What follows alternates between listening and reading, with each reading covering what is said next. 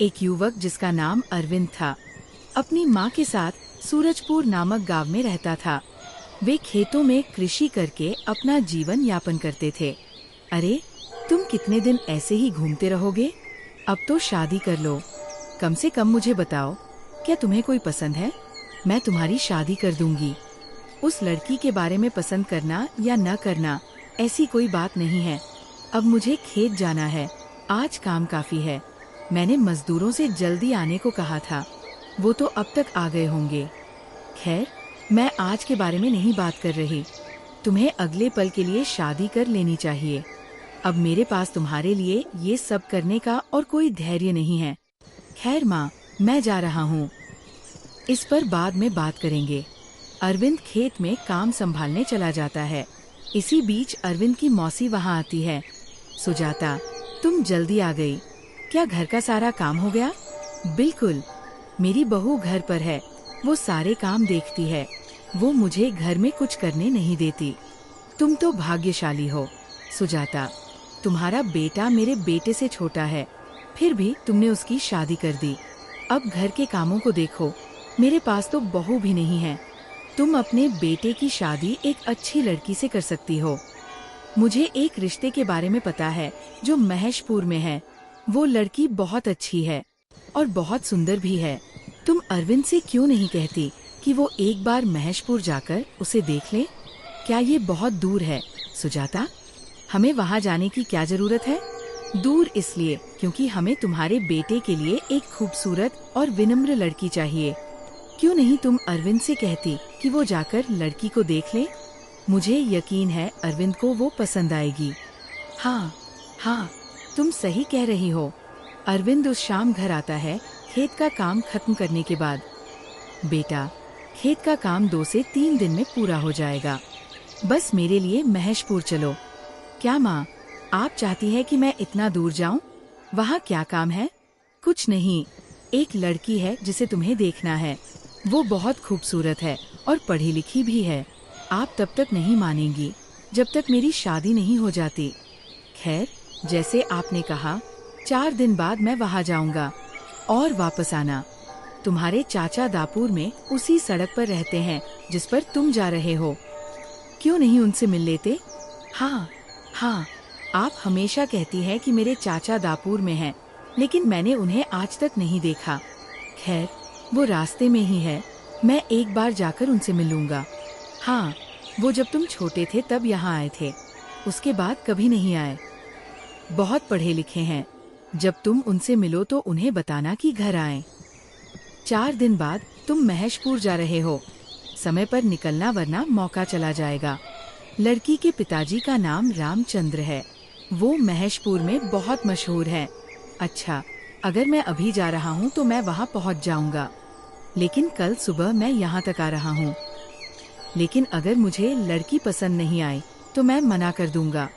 ठीक है, जैसा तुम चाहो, कृपया जाओ। अरविंद सूरजपुर से महेशपुर के लिए कुछ दूर चलने के बाद निकलता है। वाह, मैं यहाँ काफी दूर चल चुका हूँ। मैं कहीं रुकूंगा और अपने साथ लाए हुए खाने का खाऊंगा। सोचते हुए अरविंद अपने साथ लाए खाने को खाता है और जो ताजा पानी लाया है उसे पीता है और अपनी यात्रा जारी रखता है। इस बीच, ओह, इसे उठाए रखना कितना थकाने वाला होता है। इतनी दूर से पानी लाना। काश हमारे पास में एक कुआं होता, कम से कम वहाँ अच्छा पानी मिल जाता। कितना अच्छा होता अगर वो कुआं होता। मुझे तुलसीराम से ये पानी खरीदना पसंद नहीं है, लेकिन मैंने कभी नहीं सोचा था कि एक दिन मुझे पानी खरीदकर पीना पड़ेगा। हम क्या करें? आधा दिन पानी लाने में चला जाता है और आधा दिन काम करने में। हमारे लोग अगर गांव से 10 मीटर दूर भी जाएं, तब जाकर उन्हें काम मिलता है। हाँ, यहाँ 10 मील के आसपास खेती करने की कोई जगह नहीं है। हम तो कुछ उगा भी नहीं सकते। इसे पी लो, मेरी प्यास बुझाने के लिए। ओ मेरे भगवान, तुम ऐसा सवाल कर रहे हो जो इस गांव में नहीं करना चाहिए। ये पानी तुम्हें नहीं दिया जा सकता। हम इसे दूर से खरीदते हैं। हर बोतल हमें लगभग 2 रुपए की पड़ती है। हम तुम्हें क्यों दें? तुम क्या कह रहे हो? पानी खरीदते हो? क्या कोई पानी बेचता है जिसे तुम खरीद सको? क्यों नहीं बेचेंगे? मुझे लगता है कि ये तुम्हारा हमारे गांव सूरजपुर में आने का पहला बार है। यहाँ 10 मीटर के आसपास तो एक बूंद भी पानी नहीं मिलेगा। अगर तुम्हें प्यास लगी है तो यहाँ से 5 मील दूर तुलसीराम की दुकान है। वहाँ तुम्हें जो चाहिए वो मिल जाएगा। नीचे दी गई कहानी को आपके दिए हुए पात्रों और स्थानों के अनुसार संशोधित किया गया है। वहाँ तो है, लेकिन तुम्हें वो ज्यादा पैसे देने पड़ेंगे जो तुम आमतौर पर देते हो। वो तुलसीराम बहुत चालाक आदमी है। क्या यहाँ कोई ऐसा बड़ा आदमी है जो पानी बेचता है? उसे वो पानी कैसे मिलता है जो तुम्हें नहीं मिलता? क्या उसके पास कोई मंत्र, शिक्षा या कुछ और है? पूरे गांव में सबसे अच्छा पानी का कुआं तुलसीराम के घर में है और कहीं भी एक भी अच्छा पानी का कुआं नहीं है। इतना खुदाई करने के बाद भी कहीं एक बूंद पानी नहीं गिरा। ये जानकर और कोशिश करना बेकार है। हम सब तुलसीराम के घर गए और अच्छा पानी खरीदा। पैसे के साथ मैं तुलसीराम के घर जाऊंगा और पानी खरीदूंगा, लेकिन वहां पहुंचने के लिए मुझे कम से कम 5 मील चलना पड़ेगा। मुझे इसके लिए ऊर्जा चाहिए, इसलिए मुझे थोड़ा पानी पीना है। अगर तुम इस कटोरे में नहीं डालना चाहते तो मेरे हाथों में डाल दो, मैं उसी से अपनी प्यास बुझा लूंगा। फिर अरविंद अपने हाथों में पानी पकड़ता है और पीता है और तुलसीराम की दुकान की ओर अपनी यात्रा जारी रखता है। 1 मील चलने के बाद, अरे आज सूरज कितना गर्म है कि मुझे बहुत प्यास लग रही है। यहाँ पानी देने वाला कोई नहीं है। ऐसा करते हुए एक आदमी बर्तन लेकर आया और अरविंद से कहा, सर, आप तो काफी दूर से आ रहे हैं, आपको पानी चाहिए? अगर हम इस गांव में पानी मांगे तो आप जैसे भगवान हो। कृपया मुझे ये कटोरी पानी से भर कर दो। ओह, मुझे इतना मत बढ़िया बताओ। आपको क्यों लगता है कि मैं सिर्फ पानी ही दूंगा? मैं ये पानी का बर्तन 2 रुपए में ला रहा हूँ, लेकिन आपको मुझे अपने कटोरे में पानी भरने के लिए 4 रुपए देने होंगे। बताओ, आपको ये पसंद है? क्या आप कटोरा पानी से भरना चाहते हो या मैं जाऊं? जल्दी फैसला करो। मैं वो 4 रुपए देने को तैयार हूँ। अरविंद ने कहा, रुपए लो, ये कटोरा पानी से भर दो। वो आदमी कटोरा भर रहा है। तुमने बर्तन में थोड़ा सा पानी डाला है। तुम्हारे पास काफी पानी है, लेकिन तुमने मुझे 4 रुपए में थोड़ा सा पानी दिया। क्या ये तुम्हारे लिए ठीक है? ये मेरा काम है, सर। इसी तरह मैं इन लोगों की प्यास बुझाता हूँ और उनसे पैसे वसूल करता हूँ। लेकिन मैंने तुमसे पहले ही कहा था कि कटोरा भरने के लिए 4 रुपए लगते हैं। तुम सही कह रहे हो। ये लो 4 रुपए। मैंने कभी नहीं सोचा था कि मुझे पानी खरीदकर पीना पड़ेगा। सुनो, हम क्या करें? मुझे बहुत भूख लगी है। क्या यहाँ आसपास कोई अनाथालय है? क्या तुम मुझे पास के कुछ अनाथालयों का रास्ता बता सकते हो? यहाँ अच्छा पानी मिलना मुश्किल है। भगवान, ये बच्चे भी इस घर में हैं। अगर तुम्हें अनाथालय जाना है तो तुम्हें कम से कम 10 मील चलना पड़ेगा। यहाँ कोई नहीं जानता कि खाना मिलेगा या नहीं। अगर अनाथालय नहीं है तो कम से कम खुद का खाना बनाने की सुविधा है। मैं खुद बनाकर खा लूंगा। अरे, तुम वो 4 मील से क्यों नहीं ढूंढ लेते? वहाँ तुलसीराम की दुकान है। वहाँ तुम्हें नमक, दाल और चावल अच्छे पानी के साथ मिल जाएगा। तू पैसे देकर इसे खरीद सकता है। धीरे धीरे चल। ठीक है। अरविंद और कुछ नहीं कर सकता, इसलिए वो तुलसीराम की दुकान के लिए निकल पड़ा। रास्ते में उसे कोई कराहते हुए सुनाई दिया, पानी, पानी। ऐसा लग रहा था जैसे कोई प्यास से परेशान है। जब वो थोड़ा और आगे बढ़ा तो उसने एक बूढ़े आदमी को पेड़ के नीचे कराहते हुए देखा। प्यासा, प्यासा, प्यासा, तू बहुत दुखी है। ये ले पानी, थोड़ा सा पी ले, मैं पानी डालता हूँ। अरविंद उस बूढ़े आदमी को थोड़ा पानी देता है और उसकी प्यास बुझाता है। वहाँ से गुजर रहे एक आदमी ने ये देखा और आ गया। वहाँ, तुम क्या कर रहे हो? मुझे लगता है तुम इस गांव में नए हो। उसे अच्छे पानी डालने से मना किया गया है। क्या तुम नहीं जानते? सावधान रहो। अगर तुम इस आदमी को पानी दोगे तो तुलसीराम नाराज हो जाएगा। तुम्हारे राजा को इस आदमी पर पानी डालने पर क्यों गुस्सा आता है? देखो, ये कैसे प्यास से तड़प रहा है। ये बूढ़ा आदमी गांव के साथ धोखा कर रहा है। अगर तुम इस बूढ़े आदमी को पानी दोगे तो तुम्हें सजा भुगतनी पड़ेगी। ध्यान रखना, इस बूढ़े आदमी की इस हालत का कारण क्या है? क्या तुम मुझे थोड़ा बता सकते हो? असल में इस बूढ़े आदमी ने सबको धोखा दिया है। इस गांव के लोग चारों ओर जमीन बंजर है।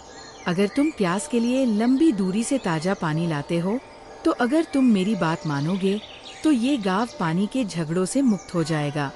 सच में तुलसीराम कहता है कि इस गांव में पानी कहीं नहीं गिरता। हमने कई जगह खुदाई की, लेकिन पानी नहीं आया। लेकिन तुम ये कैसे जानते हो कि यहाँ पानी गिरता है? मैं एक खेत वाला हूँ, एक जल विज्ञानी हूँ। मुझे पता है पानी कहाँ से आता है। मेरी बात सुनो और वहाँ खोदो जहाँ मैंने कहा, पानी जरूर आएगा। मुझ पर भरोसा करो और जाओ। आगे चलकर तुलसीराम वहाँ पहुँचता है। तुम क्या बात कर रहे हो?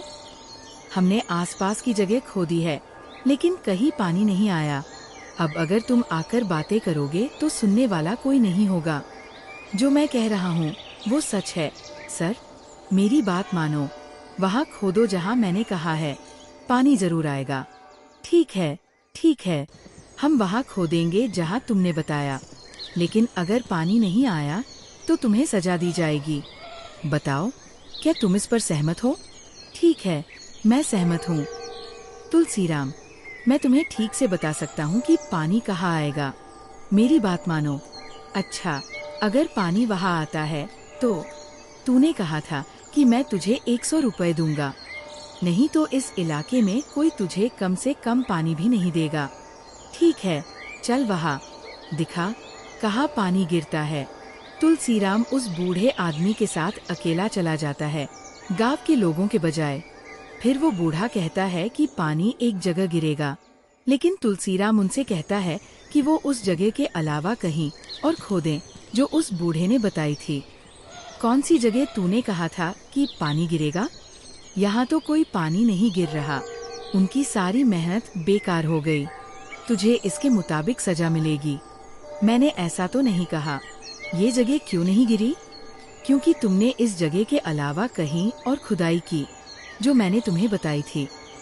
और वो जगह जो मैंने बताई है वो यहाँ से 100 फीट दूर है।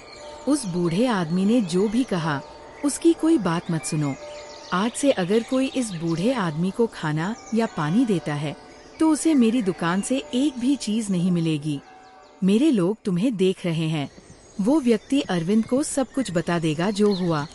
इस बूढ़े आदमी को गांव के साथ धोखा देने के लिए सजा दी जा रही है। इसी दौरान वहाँ 2 लोग आए। खाली बर्तन लेकर उन्होंने जाना कि वहाँ आधे घंटे पहले क्या हुआ था। सूरी तुलसीराम के कुएं में मर गया।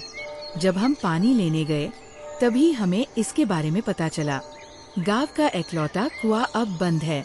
अब क्या करें? अरे, तुम इस बूढ़े आदमी के पास क्या कर रहे हो? एक दिन तुम्हें पता चलेगा कि तुम कितने बेवकूफ थे। ये बूढ़ा आदमी कोई आम आदमी नहीं है। ये एक फील्ड एक्सपर्ट है, एक जल विज्ञानी है जो तुम्हारे गांव का भगवान है। तुलसीराम वहाँ गुस्से में आता है जब उसे पता चलता है कि अरविंद ने बूढ़े आदमी के लिए पानी डाला। इस बूढ़े आदमी को मना किया गया था। गांव जानता है कि तुम उसे पानी देने का क्या मकसद रखते हो। इसके लिए तुम्हें भारी कीमत चुकानी पड़ेगी। क्या तुम जानते हो, मैं उसी जगह खुदाई करूंगा जहाँ ये बूढ़ा आदमी कहेगा। अगर वहाँ पानी निकला तो तुम्हें मुझे एक भी काली मिर्च नहीं देनी। लेकिन अगर पानी नहीं निकला तो मैं तुम्हें 1000 रुपए दूंगा। क्या तुम इस पर सहमत हो? मैंने पहले खुदाई की थी और पानी नहीं निकला। अब फिर से नए टेस्ट की जरूरत नहीं है। हमें तुम्हारे रुपए नहीं चाहिए, लेकिन पहले तुम यहाँ से जाओ। क्या तुम इस बूढ़े आदमी के बारे में जानते हो? क्या तुमने इसे देखा? तुलसीराम ने कहा, राजा तुम सबको धोखा देना चाहता है। बताओ, क्या मेरी शर्त तुम्हें मंजूर है? मैं ये सब इस गांव की भलाई के लिए कर रहा हूँ। मुझ पर भरोसा करो। तो गांव के सभी लोग इस पर सहमत हो गए कि एक जगह ढूंढो जहाँ पानी गिरता है और वहाँ कुआं खोदो। फिर अरविंद ने कहा, सर, बताओ इस इलाके में पानी कहाँ गिरता है, मैं वही खोदूंगा। क्यों कहीं और? अब वहाँ खोदो जहाँ मैं कह रहा हूँ। पानी जरूर आएगा जैसे ही तुम 20 फीट खोदोगे। ठीक है, बढ़ो आगे। उन्होंने वहीं खोदना शुरू किया जैसे बूढ़े आदमी ने कहा था। वहाँ पानी गिरता है और 20 फीट खोदने से पहले ही पानी निकल आया। गांव के लोग बहुत खुश थे कि वहाँ एक कुआं बन गया है। क्या तुमने देखा? तुलसीराम ने तुम्हें अपने धंधे के लिए धोखा दिया है। वो इतना बेहुदा धंधा कर रहा था कि वो तुम्हारी मासूमियत को छिपाने के लिए पानी बेच रहा था। मैं उसके खिलाफ राजा के पास शिकायत करना चाहता हूँ। या बताऊं कि उसे कौन सी सजा सबसे अच्छी मिलेगी? बताओ, क्या कोई सजा नहीं है? वो बूढ़ा आदमी जिसने हमारे गांव को पानी दिया और जो भगवान की तरह है, उसने कितनी मुसीबतें झेली है। हम तुलसीराम को वही सजा देंगे जो उसने इस बुजुर्ग को दी है। अच्छा, उस दिन के बाद से किसी ने तुलसीराम को न तो पानी दिया और नहीं खाना। गांव के लोगों ने उसे उसी तरह से तड़पाया जैसे उस बूढ़े आदमी को तड़पाया गया था। फिर अरविंद महेशपुर पहुंचा। वहां उसने एक लड़की सुजाता को देखा और कहा कि उसे वह पसंद है। उन्होंने शादी कर ली और फिर खुशी खुशी रहने लगे।